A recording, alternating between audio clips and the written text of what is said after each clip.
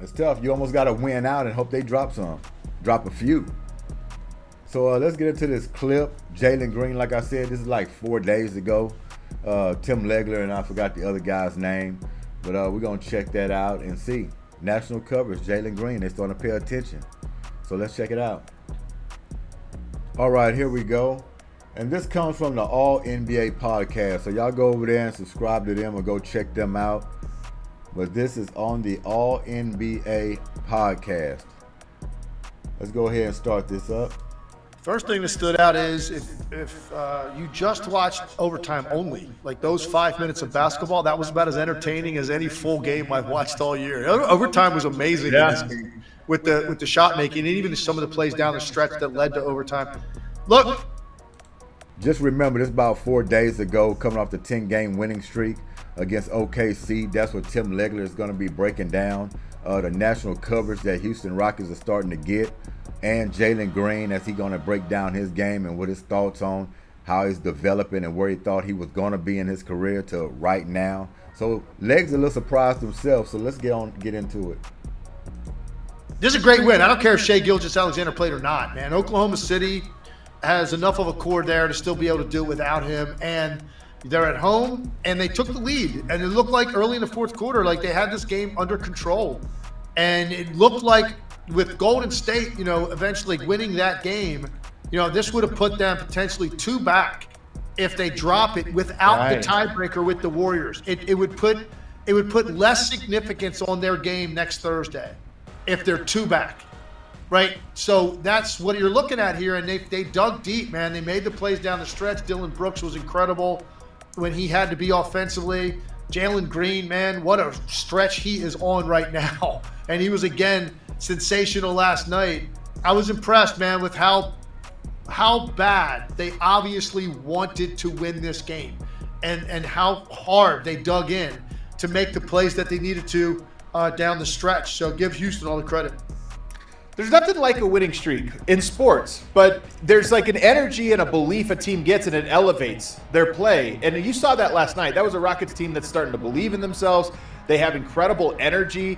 And after that game, some of the celebration that was coming from that team was one of, hey, we can see it, we can taste it. This is our moment, and what a big moment it would be for them. But the story for me, there's 2 stories. Number one, it's going to be Jalen Green. But to set the table for Jalen Green, the thing that stood out to me about this game, Chet Holmgren only plays 18 minutes and fouls out. He was already a small, a thin big, but this game was so tiny. Most of the game was played without any bigs on the court. And when I say bigs, I don't just mean no centers. I'm talking Dillon Brooks at center. You were playing 2 ways with tiny guys.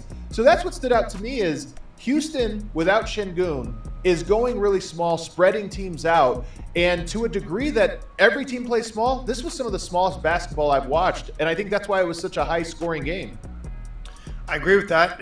That's what it looked like at one point. It looked like, you just had like 10 wings on the court, and that's how they decided matters. I want to focus on Jalen Green right now because I don't know to what extent maybe people now are nationally are starting to pay a little bit more attention to the Rockets and Jalen Green. He's always going to have probably had his group of fans that loved him coming out or whatever. And it took some time. And I thought early in the year, you and I had a conversation about Jalen Green, and we kind of were on the same page. Like, I didn't know if Jalen Green was just going to be another one of those guys that was like super athletic and blazing fast, but like never really played in a way that made you think like he totally understood what he was trying to get done. He was never going to be efficient, probably a 41% type shooter, like year after year, like right around 30 from the 3, like that kind of player. Because he's not really a point guard.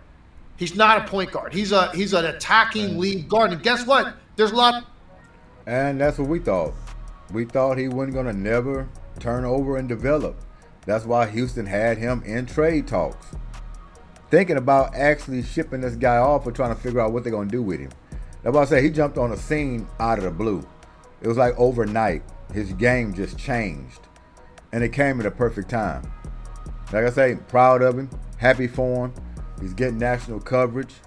But like he said, thought he was going to be like a 41% shooter. Didn't know what his game was going to be like. Second guessing himself. Up one game, down the next. So he came a long way. Just in 3 years. A long way. Now it seems like he's turned over that lead. So got to be proud of him, though. But, yeah, he just came up on the scene here recently. And I mean, he came in with a flurry. A lot of those guys in the league, and you can win with those guys. I mean, some teams, like, that's their primary source of their offense. You can make plays for other people, but the main thing you're going to do is score, right? And just be that aggressive scorer. That's what he is.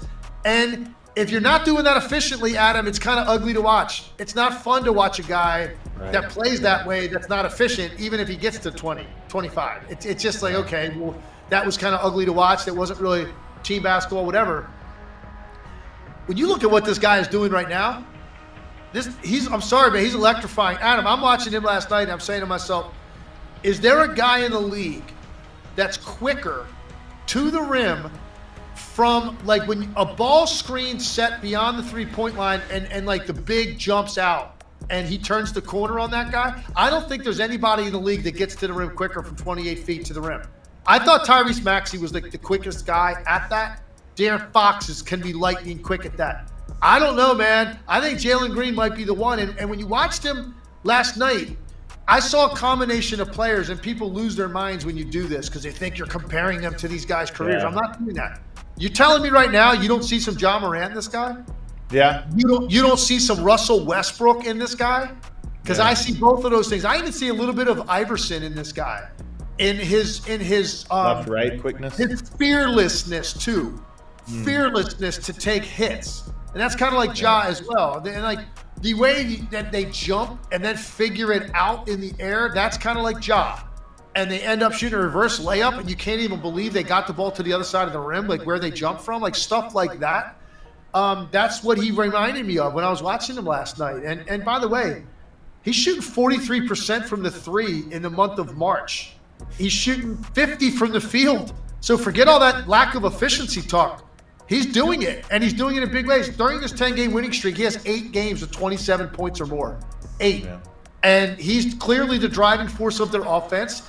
He can do whatever he wants offensively. The ball is a magnet to get back to him when he gives it up because he's so impossible to keep really from being out of the lane. And then when he's making threes the way that he was last night and the way that he was during the stretch, you now have a guy that's really difficult to deal with. And you could see it last night. So I was super impressed with him last night, super impressed with him during this streak, and I think I'm changing my opinion ultimately about what his ceiling is going to be.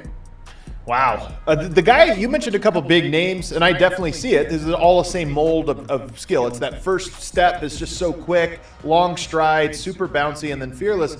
Zach LaVine's another guy I would probably compare him to in that Zach LaVine could just go 0 to 60 with one long stride. So there it is. Little bit of national coverage. Everybody's starting to talk about the Houston Rockets. This is on a 10-game winning streak. So you can only imagine the more games they win, the more notoriety they're going to get. They've gotten this play-in. You get more coverage. Just helps the team out. Now, it's real hard right now. I'm going to be honest with you. It's going to be very difficult.